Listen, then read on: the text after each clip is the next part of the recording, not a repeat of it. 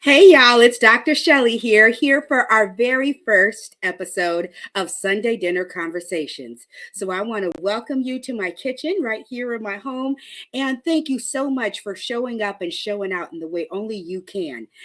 This segment, we're going to talk about a topic like no other. We're starting out the whole conversation around family conversations around overcoming divorce. Yes, I said it, overcoming divorce. Because you know what? When 53% of marriages end in divorce, we've got to talk about this. And we got to talk about this in the community. We got to talk about it in our homes. We got to talk about it around the Sunday dinner table. And so when we come back, we're going to talk about how do you overcome and still focus on your family after divorce. Right here on the 5Fs to Love Network. Join us, Sunday Dinner Conversations. We'll see you in a moment.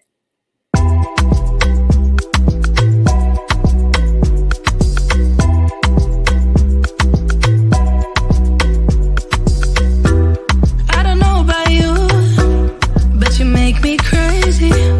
Never got your name, but you got me begging. All I know about you like to pick and choose. Make it all about you. Go take it all if you want. Taking the chance, stuck in my head, not gonna leave it at that. Taking the lead, feeling your heat. Just wanna give you my best. I don't even know your name, but you got me. 'Cause you're old to die. We don't know what happens next, but you got me. 'Cause I'm next in line. You make it look so easy, making me feel so dreamy. Not the one who pays for drinks, but you got me. 'Cause you're older than. Got me locked in now.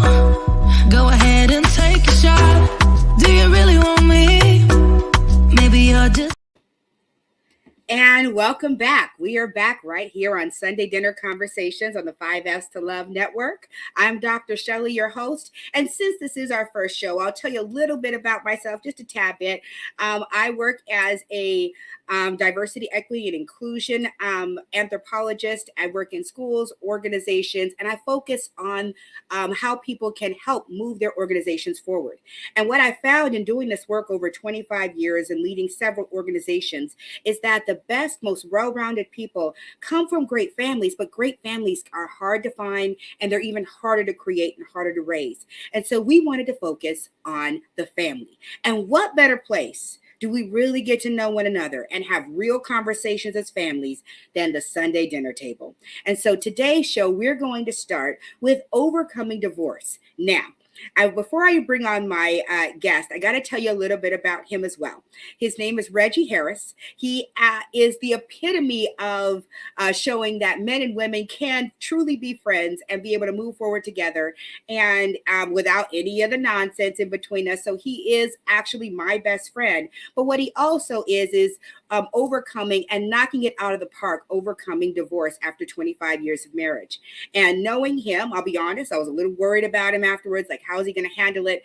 And being with him and his boys, especially when I'm out in Cali, we get to hang out together. He is knocking it out of the park, y'all. And so without further ado, I want to bring to you Reggie Harris. Reggie, join us. Hey, how you doing, Hey, Shelley? I'm great. Hopefully I did that intro all right. You see Jordan's already on. And I just want to first of all thank you for being not just my best friend and just someone I can always confide on and count on, but just being who you are, not only for your family and the community, but one thing you'll know and learn about Reggie is he is really all about the kids, all about family, and nothing hurt me more, honestly, is when I found out. But I was kind of excited because I knew what was going on. And when you found out you were when I found out you were getting divorced, and so moving forward from that, once you decided it was over, what was it like, in a sense, starting over? What were some of the decisions that you, as the leader of your family, had to make? Oh, it was like a jump in my life where it's like, what do I do now? You know, in the fork in the road, and so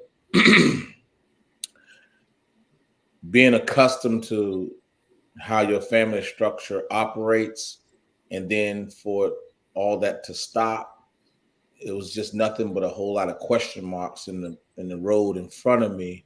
with no direction. And so, that really drove me even closer to God. And, Mm. you know, my grandmother always said, hey, you only can control what you control. And if you can't control it, ask for God, he'll handle it. And Mm. so that was my pathway as I, you know, persevered through this, divorce. Divorce is very tough. You go through a series of different types of feelings, depression, um, lack of feeling worthy, uh, Mm.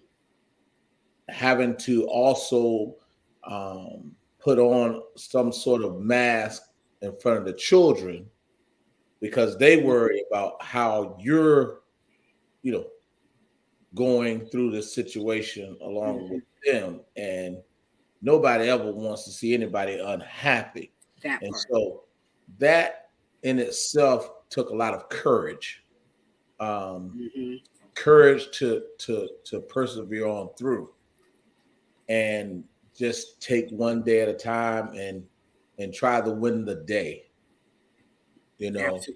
as far as rebuilding and restructuring the the the format and the structure of the family. Mm-hmm. Absolutely. And you said something very powerful there in that in your kind of darkest hour, you turned towards the wisdom of your elders. You even turned in towards family then because you knew, and you turned in towards family. Once I noticed this about you, once the divorce what occurred, and you were moving on with your life, you turned in towards your family and your career, even working at the same school as your boys. And what was that conscious choice to combine both work and family, or did it kind of just happen that way? Well, with me and as a football coach, I'm always promoting young people to stay ahead of the day and prioritize their priorities. And so I had to stop everything, restructure myself, put myself first, and at the same time create a normalcy within my children and myself. Right. So when you talk about people when they go through depression, they lean towards the drugs and alcohol. That wasn't me. you know um I just became closer to understanding, obviously something was needed. Mm-hmm. You know what I'm saying? And what I discovered was my children needed me and getting to know Mm-hmm. me. Yeah. And so that has, that was one of the key factors in my rebuilding, was the fact that I built a strong relationship with my children to get them to know me getting to know them, because they all Yeah.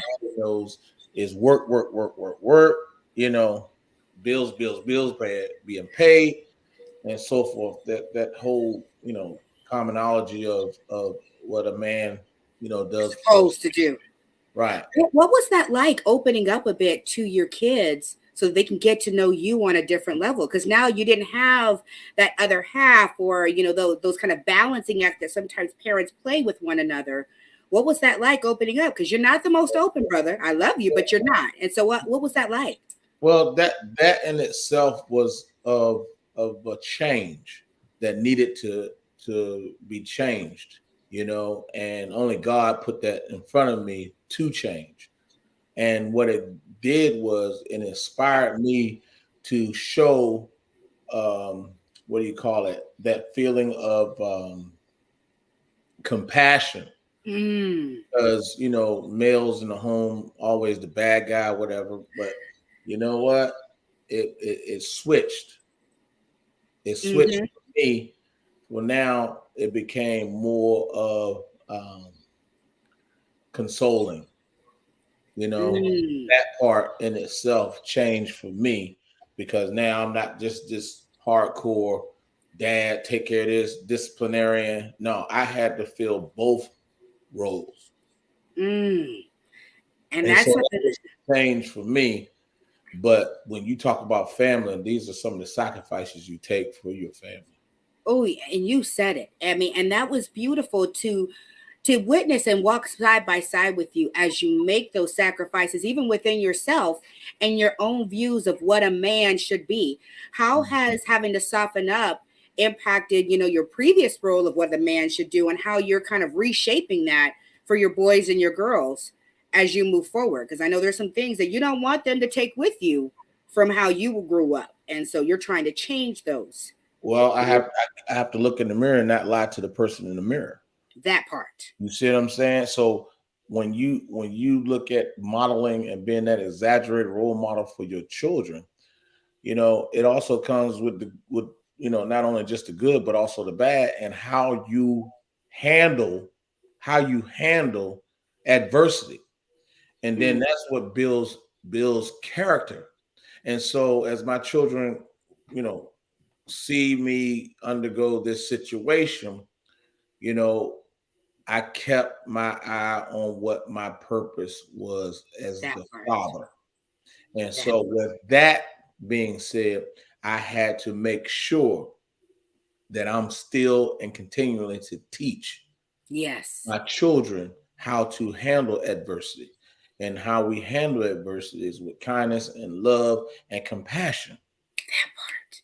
So when you sit there and mix those in the bowl, then you still are maintaining a loving and caring nucleus.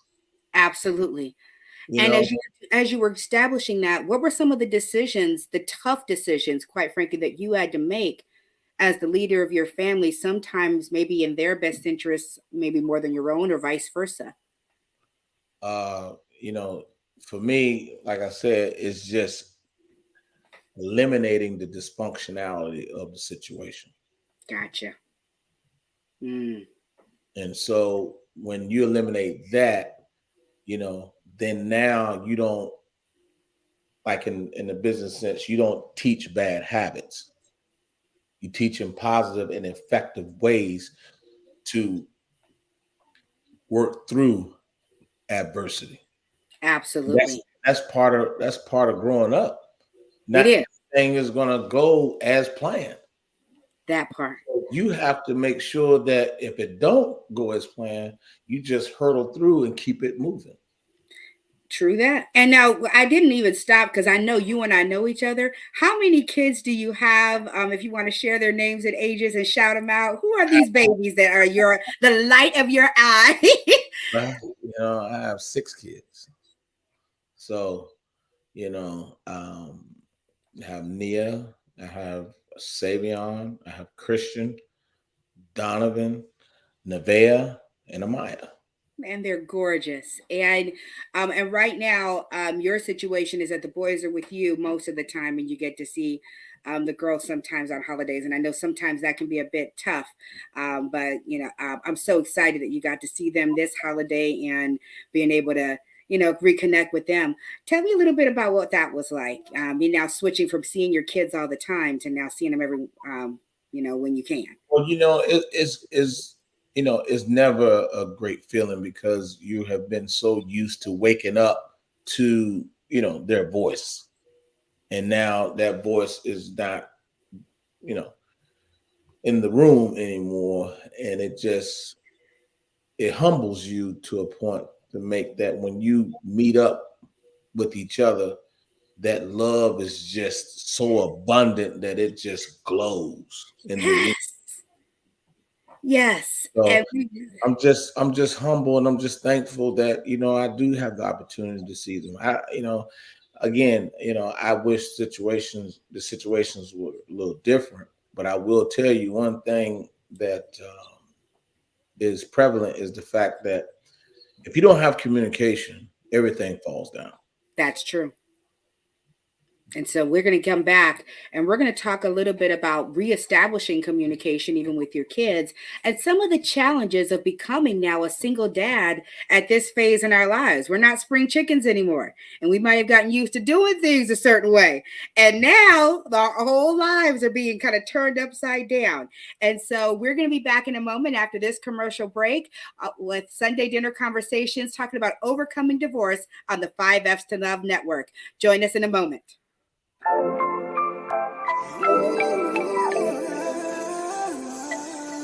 Look,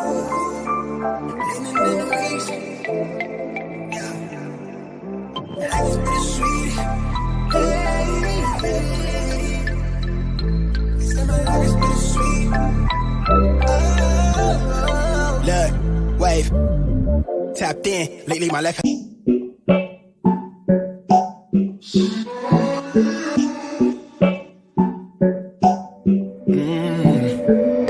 Baby, I've been thinking about the things we said. Oh yeah. And maybe we'd be better off being just friends.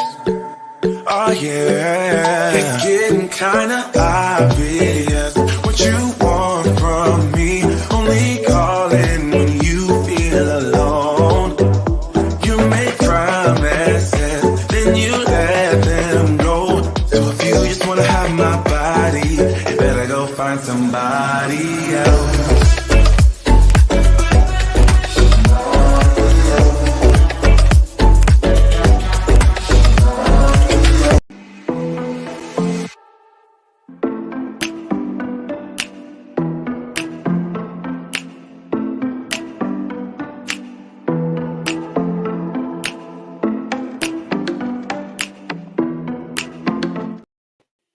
And we're back with Sunday Dinner Conversations here on the 5Fs to Love Network. And we're here with our guest, Mr. Reginald Harris, who is telling us a little bit about what it's like to overcome divorce and some of the challenges that come with that. And thank you. I'm glad you found a little bit of light where you were. Appreciate you, King. And so we were just got done talking about your beautiful babies. And yes, he has 6 beautiful babies at different stages in life. You know, we have all the way from adult kids all the way to some youngsters that are still in grade school. And what have been some of the challenges that you face becoming a single dad at this phase of your life? What's that been like? Ooh, again, it was a challenge, but again, through love and courage, it gave me the strength to overcome, the cooking, the cleaning, the driving from this practice to that practice, homework, parent meetings. The list just goes on and on and on. It's not enough hours in a day when it's just one. Mm. And so how have you made it work? Have you like built a village around your kids do you talk to them about some of the struggles and challenges of trying to be in 2 places at once? Well, for one, I teach my children how to be resourceful. So, you Say know, more.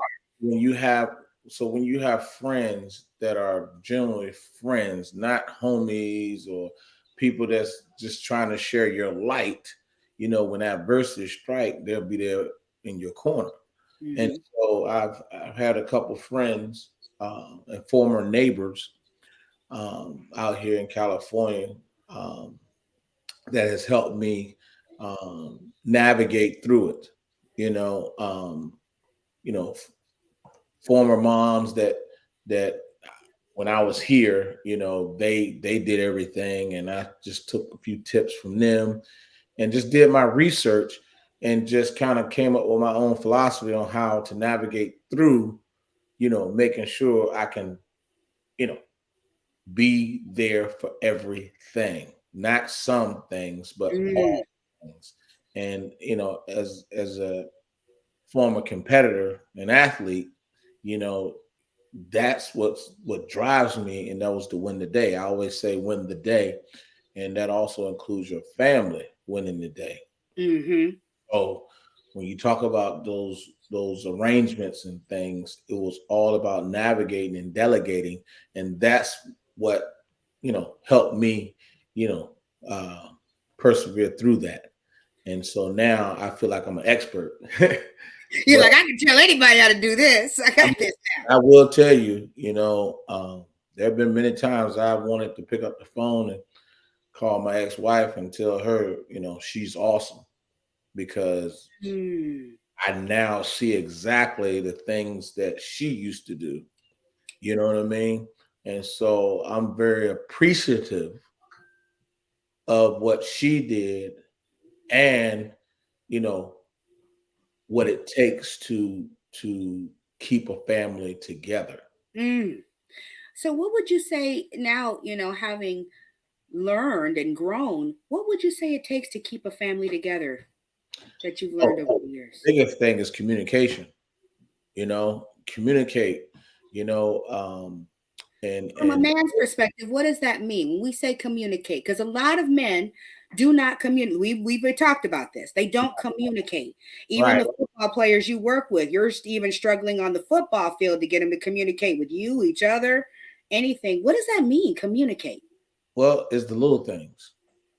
You know, um, Pick up the phone, calling your teammate or your wife or partner or whatever situation you may be in, but just opening that line of communication and making sure that you guys, the two are working in sync and on the same page of getting things accomplished for that day or the next day, and just planning out and not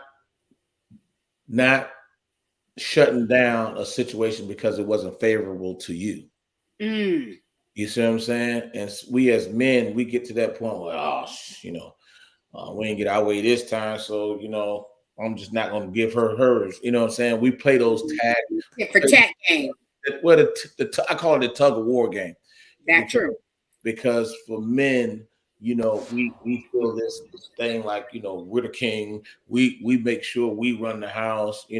As we see fit, you know what I mean? And it shouldn't be like that. It should be as we see fit and not only on one side. And I think that just comes from that masculine testosterone mentality that we possess as men. And we supposed to be the protector. And I think sometimes we get the protector confused with the leadership, and the leadership is involved with a community of people, not just one king or one queen.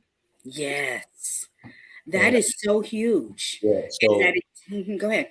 so I'm a firm believer that it takes a village to raise a child, because children have so many avenues they want to explore, and not just one person can do it. That part, and Yeah. not even two people can do it, because No. I mean, even with us having the kids that we have, when one wants to do sports and another wants to do music, it's like I'm not, or another wants to do soccer, or I have one in lacrosse. It's like I'm not an expert on all this, but if I can call on my village and there are people that are interested in this that can support us, building up that village becomes part of our role as family leaders. Absolutely. And And so when you talk about a support system, that goes with anything, whether it's parenting, whether it's being a professional athlete, whether it's being that lawyer or doctor. You have to have a serious support system in order to be great. that part. How did you reestablish what family means in your household when when you finally got to SAC? It's you and the boys, and y'all have to kind of rethink this whole family thing. How did you reestablish that for them so that I mean, because I know you don't want them to miss out on anything, but you also want to make sure they know they're your priority. What did that look like? Not enough sleep, I can tell you that. But just making sure that you understand that there's no need to lie to the man in the mirror. And if you really want it, you will do for it. And so, with that being said, it's like, look, first, thank God for letting you see another day. Now, what you want to do for that day? How are you going to win that day? And what type of modeling can I display to attain this strong loving family? And the only way to do that, I feel, is to have a plan of action throughout the week, continuously hugs, um, what is it, kissing, like, hey, love you today, have a great day today. Send a message with your children. And then all those messages throughout that week, Here comes Sunday, you take them to church, and it's confirmed when the pastor talks into his lecture, what God wants and how he wants us to be. I love that. And I love how you structure to help normalize for them the fact that, you know what, yeah, things may be different. Mom may not be here, but you're still going to have your stuff together. And we're now going to make sure that we round this out on Sunday with a faith-filled, but also fun-filled day. Because Right. all the things that you do, you guys have more fun than a little bit. So how has family time together shifted as y'all have now the trio of men in that household? And I got to say, there's a lot of testosterone. It is definitely a man's house when you walk around it. Well, you delegate roles and responsibilities in the home so they understand, right? And so when you delegate those roles and responsibilities, and then they sit down on that couch and they see how all of it connected, it just confirms what you're doing is right. Yes. And so, for instance, okay, I give one of my children, chores for the trash. Okay. They know they have the trash. I have one that's going to do the dishes. Okay. Well, guess who's doing the cooking? Me. So then, okay, I cook, it's clean, finish dinner, they have responsibility, they look in that kitchen, it's clean. And so that's still maintaining the same type of structure that was there when the two were in the same house. Absolutely. So delegating is paramount. Yes. Okay? And then when you talk about, how do you fix certain situations? One, you have to show these kids how is if one doesn't do their part, it falls down. At that part. Because please speak on that, because I happen to be there for that. Go ahead. Yeah. So when that breaks down, then now you have friction. Mm-hmm. And when that friction occurs, now it's like, hold up, which hat do I use now? For me. Yes. You see what I'm saying?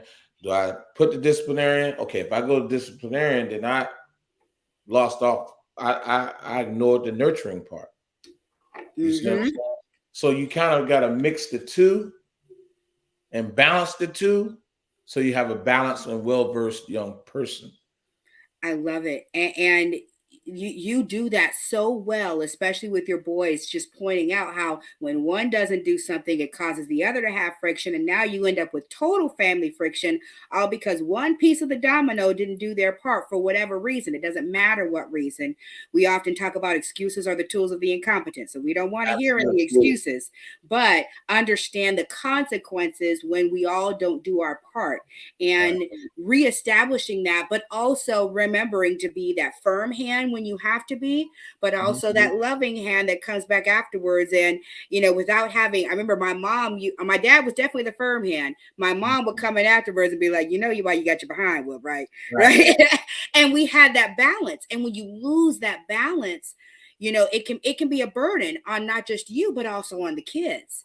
And reestablishing normalcy for them is so critical and so important. I hate to take a commercial break, but we've got to. But when we come back, we're going to talk about, you really chose intentionally to lead your family. And so we're going to talk about, how you describe your leadership style, and also how do you make those tough decisions when you don't have somebody next to you to help you.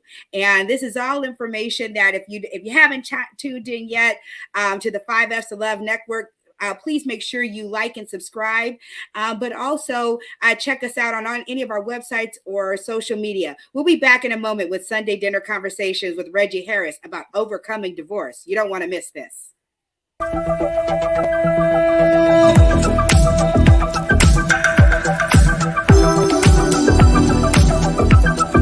Have you ever felt? Are you listening? Damn.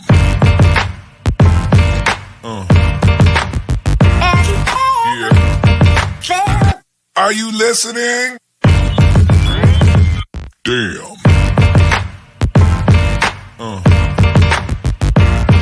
Yeah.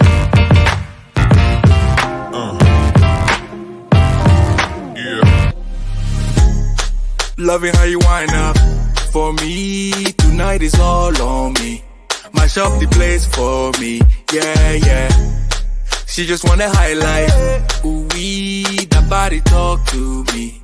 I need a taste, baby. Loving the way you move around me. No more delay. No, you can wait to shut it down. Won't you show me how you work it? I can't find no flaws, you perfect. Cause every time that you come around my way, I keep falling again. I keep falling again. And every time that you come across my mind, I keep falling again. I keep falling again. In love, yeah.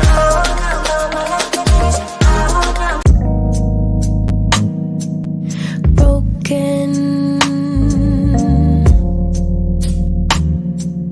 future, all the plans you made in your heart grew just to die.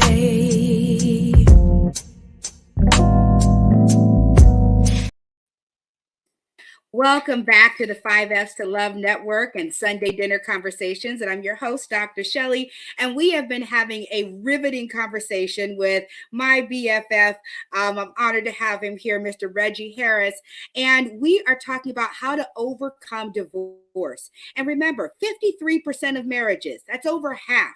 And that's just here in the United States, end in divorce. And there can always be so many feelings that you're going through within yourself. But then we also have an entire family, most times with kids, multiple kids at different ages and stages that are experiencing this right along with us. And so I am honored to have him here to talk about how he is crushing this overcoming divorce and really having it make him a better man, a better father, a better family leader as we move forward. And so I just got to ask you the question, Reggie, you have always chosen very intentionally how you lead your family, but I've never seen you so hyper focused on your family, your boys, your girls, all 6 of them as I have now in over 15 years of friendship. And we've been through a whole lot, ride or die, but I've never seen you just laser like focused on these amazing kids of yours.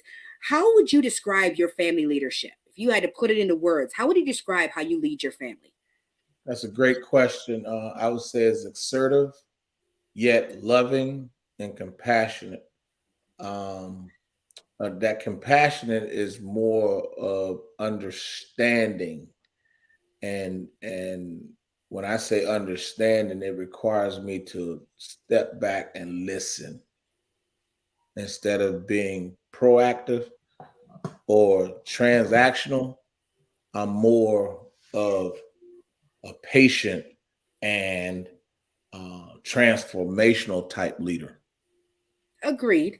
And I love how you brought it. I love how you brought in this. We can't help as school administrators to bring in our work into the space. And so most definitely, we definitely want to be transformational. But I also would say you're much more of a relational leader than I've ever seen you before as well. Just really Great. tapping in to that compassionate and the relationships piece on a whole nother level.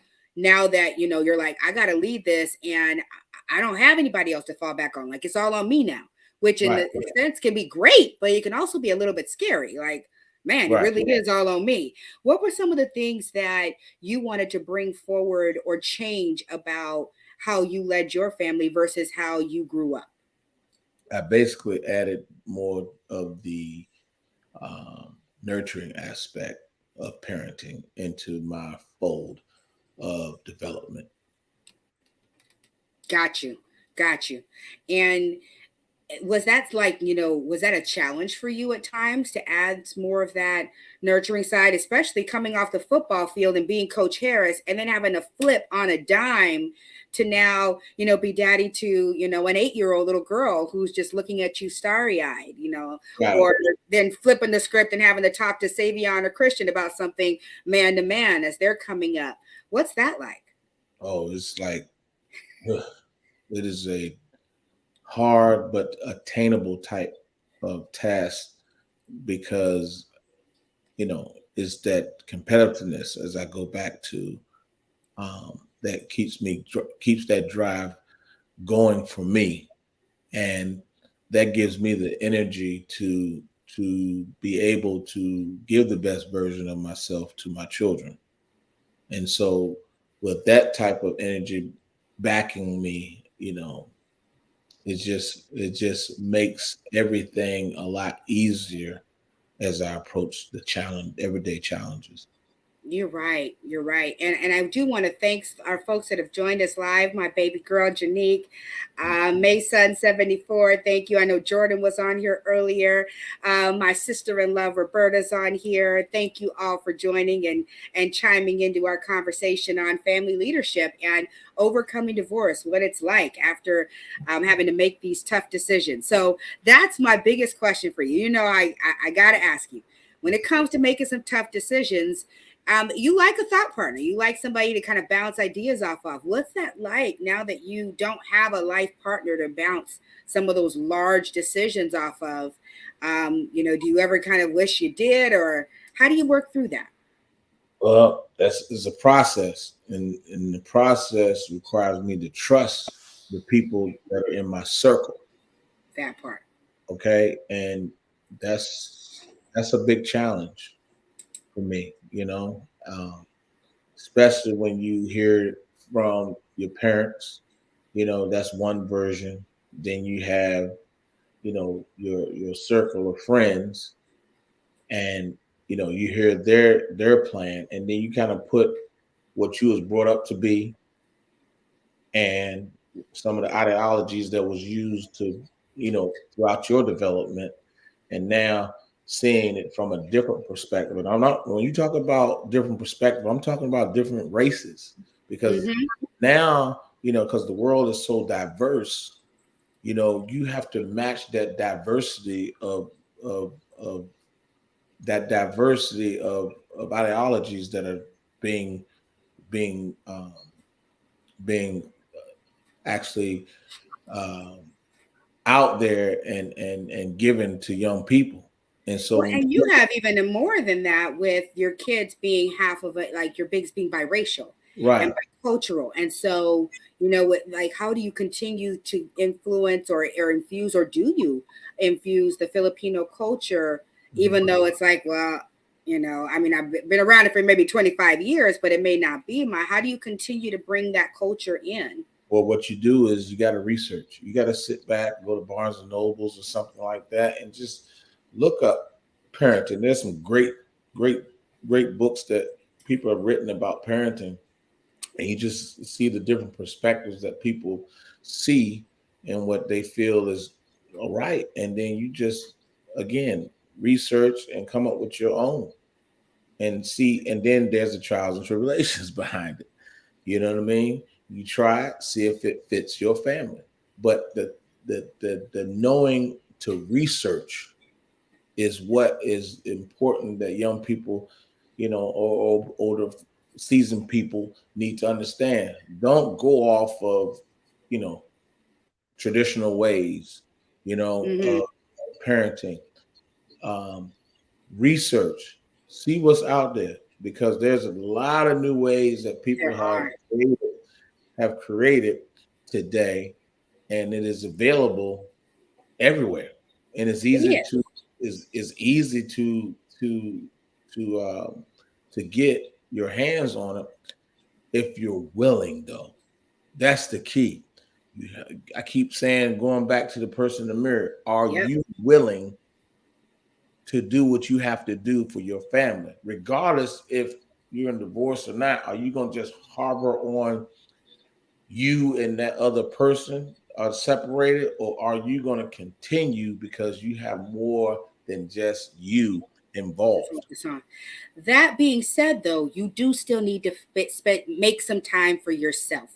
And so, yes, there is a lot that is involved with everybody else, but I got to ask you, how do you make time for yourself within the complexities of everything that's going around? You're trying to be, I mean, you're the head football coach for a high school football team. That's huge. You are the father of 6 wonderful human beings who you're responsible for cultivating and bringing up. That's huge. You also have Reggie Harris, who just went through what is considered one of the largest traumas that anyone can go through in their life, which is divorce. How do you still find time for you and knowing who you are?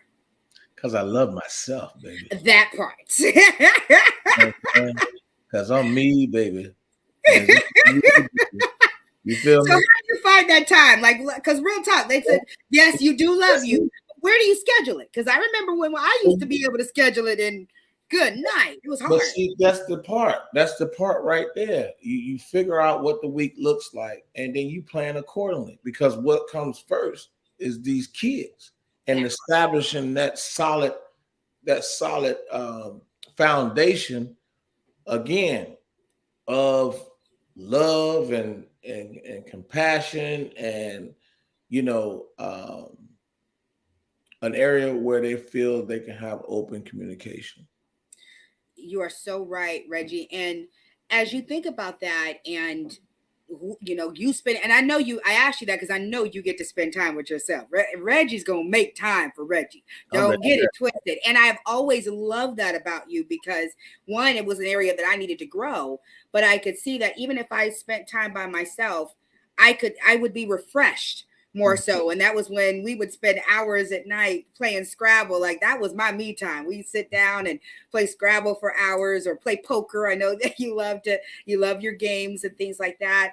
And also of course, watching sports and all that good fun stuff. But you still lead your family and you also interact with a lot of young people. What do you wish young people of today knew about what it takes to lead a family? That's a great question. And you know what? We're going to have time to think about it, and we're going to come back after commercial break. And so this is Sunday Dinner Conversations. We're going to get to hear what Reggie is going to tell our folks about what it takes to lead a family coming up right after this. Please like, subscribe, and share the 5S to Love Network. We'll be back in a moment. Get it that I'm never going back. Get it that I'm never going back. I get to it first, I got you mad. I guess that when I get to it last. Get it that I'm never going back. Get it that I'm never going back. Going up, going up, going up, going up, going up, going up. Get it that I'm never.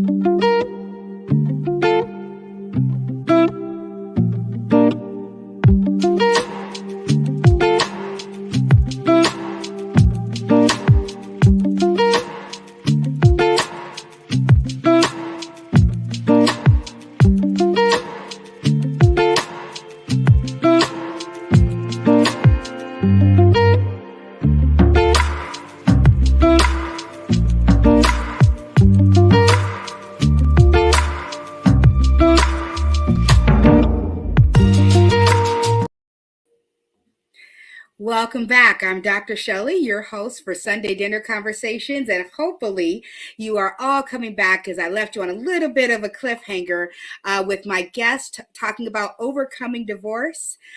This is Reggie Harris, who is here to share with us what he wishes other people knew, especially the young people. Being a head football coach, he works with a lot of our young men who are sometimes a bit difficult to reach, and he reaches them.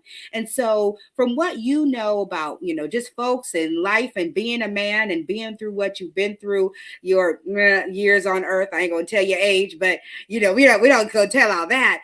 What do you wish that people knew about what it takes to truly lead your family? Faith. Say more, please. Okay. Faith. You just have to have faith that, you know, tomorrow's going to be better. And that Mm, as long as you know what you're doing is for the greater of the good, it's all for the right reasons of what you're doing. mm, You're going to be rewarded for it. You know, my boys, they still, maintain the A's and B's on their they report do. card. You know, Very good. And and they're on the refrigerator for everybody to see. I love that. That's what we used to do. You do it too. and that's the faith aspect, because it's like you have to not enable your children Mm, thinking that you have to do everything. No, it's called accountability, and that's even if another they've been through trauma. yeah, Yes. that's another aspect that I brought into the structure of the family, was holding my children accountable, such as like homework, okay, or projects. Okay, well, son, don't wait till the night before to tell me you got to get this and that and this and that when it's due the next morning. So we have a systems. Everything's about system, putting systems in place. And so for me, if you need me to, my children know, if you need me to sign something, you put it on the counter. So when I System. leave, I know you need it signed, and put a pen on it on top of that paper. It's done. So we have a lot of systems that are in place. And so those systems, again, this is real world experiences that my children learn outside of the classroom that they That don't teach. So because we're not waiting on everybody to teach our kids how to be good human beings. We absolutely, know if you want to be great right now. Don't that wait. part. That So ain't nobody gonna wait for you. You stay ahead of your day, and you maintain whatever you want to maintain, and what's important to you. You hold on to that. Mm, And so I tell my children all the time, that's one thing America can't take from you, is that education. that part. That part. And everybody wants to be associated with a winner. And I'm a winner. And that's just the bottom line. Yes, Mia. I'm not going to lie to the man in the mirror. And I'm going to tell myself every day, I got faith, not only in myself, but the man above. And I create a great relationship with him.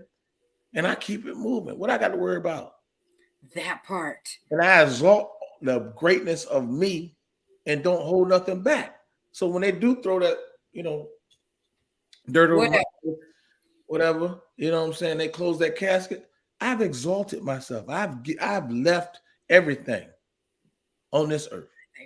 I love it. I Like, love it. Faith, accountability, structures and systems, and not lying to the man in the mirror. You can't get better than that.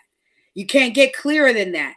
And that's regardless of what kind of family structure you're in. right. I love that you're saying that, because that is what keeps you grounded at your core and keeps your family leadership the focus of everything you do. Now, though, I got to ask you about the one major distraction, and probably everything every single woman on this podcast is wondering. All right, so what goes through your mind? I mean, as you consider dating and going and doing this all over again. Well, for me, if it was meant to be, it's gonna happen. You know what I'm saying? So I'm not out there, thirsting for it. You know what I mean? If I meet somebody, it happens, But whoever that is, they got to understand my children come first. That part. And do You know you what I talk mean? to your young man about dating or anything like that, or you keep that totally separate? Well, I mean, again, I'm methodical in the way I handle that. You see what I'm saying? Say more about that, because I know you are, and I just want you Well, to speak to that. well, for one, I'm not gonna be no womanizer in front of them. You see what I'm Yeah. saying? Now I can easily say, "Oh, I'm divorced now. Ooh, let me get all these ladies." You know what I'm saying? But Mhm. I'm gonna still continue the integrity and all the positive things that makes a man. That You part. see what I'm saying? Because I don't want to screw their development by being a womanizer. You see what I'm saying? So I'm Mhm. very meticulous in who I have around them. You know what I mean? And to be quite honest with you, from being a former, college star and high school star, you know what I mean? This is really, I'll be honest with you, this is really the first time I've really been alone. That You see what I'm saying? And so, for me, it feels great. You know what I'm saying? It really does. I have peace. You know what I'm saying? I'm not trying to, go out my way to do anything that I don't want to do just to please. You know what I'm saying? So I have peace, and it just gives me time to concentrate on what's important, and that's my children and myself first. Because you gotta love yourself first, and you gotta have peace with yourself, and you also have to create an environment that is not comprised of a whole lot of luggage. You see what I'm saying? I gotta get right. You know what I'm saying? Before you bring anybody else into it. And I love that you're saying that, because so many people don't take the time to just, because they rebounded. Right. And it's like, you're going to hurt more people doing that. And Mia, and thank you, Africa. My other sister-in-law is tuned in, and Mia, who is, I thank you so much for tuning in. And yes, it does start at home, and it starts with being intentional with what happens at home. Right. And that's what we've been talking about. So what would you tell younger you? So don't rebound, because all you're going to do is create the same problems. You know what I'm saying? My old man used to say, boy, stop putting potholes in your lawn. Having the same old situations occurring over and over and over again. Obviously, if it didn't work that way, you got to look at yourself in the mirror again and say, hey, it's you too. You know what I'm saying? Stop pointing the finger. You know what I'm saying? Like, I'm not upset about anything with my ex-wife. You know what I'm saying? I just wish I could have been a better person. Yeah. You see what I'm saying? I wish I could have communicated better. You know what I'm saying? I wish I knew now what I knew back then. Right. You see what I'm saying? What would you say to younger people about listening to older folks? Because now we're entering that middle-age piece. And Mia, you're absolutely right. Folks that don't heal or place hurt on top of hurt, but we see it all the time. What would you say to young folks, younger you, about listening to our elders? Because they were telling us, we probably weren't hearing it all. What would you say to them? Put your pride to the side. Let it go. Because it ain't the pride that's important. It's your family. It's not about you. It's how well the people around you respond to you, and how they, respect and love you when you come in the room or out of the room. That part. And you are hitting the nail on the head with that. Last thing, and I don't want to keep you too long. I'm so glad you've been here. What 3 tips or advice would you give for other people that are overcoming divorce, particularly men who are overcoming divorce, and women as well? But what would you say to them? 3 tips or advice that, as and I'm just going to be transparent for you, that you're still in the healing and the overcoming process. This is not like something you're done with. It's something that we continuously are doing. And I just happen to be blessed to be there to see it and love on you through it. What would you tell others? One is an ongoing process, because you have to make sure you become a better you. That's 1.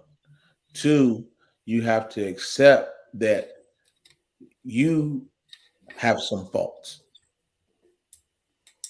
Okay? You have faults that you need to make sure that you correct before going into another relationship. And thirdly, communicate, and over communicate again. And don't hold small things in, because it's going to blow up. Ooh, and you ended on a hell of a nugget. My Omega Sci-Fi brother from another mother all day long. I knew it was coming at some point. Reggie, I can't thank you just for one, being my friend, I'm not going to get emotional, but y'all just don't know. We have been through it all these years. I actually pulled up a picture today of you and Taylor in the hospital room when you came to see. I mean, he's a godmother to my 15-year-old, and that's how close we were, to the point where, and I'm just going to tell it, where people thought that Taylor was going to be his. It was like folks, we are literally just friends, always have been. And I've always loved 100. having somebody I could a man I could call and just like be 100 with me. This is what I said. What did I do? He'd be like, well, I don't always agree with her either. She don't like it, but she accepts it. I do. And so thank you for being our first guest on Sunday Dinner Conversations, on the 5Fs to Love Network, and to you, our audience, for the first Sunday Dinner Conversation. Wasn't that awesome?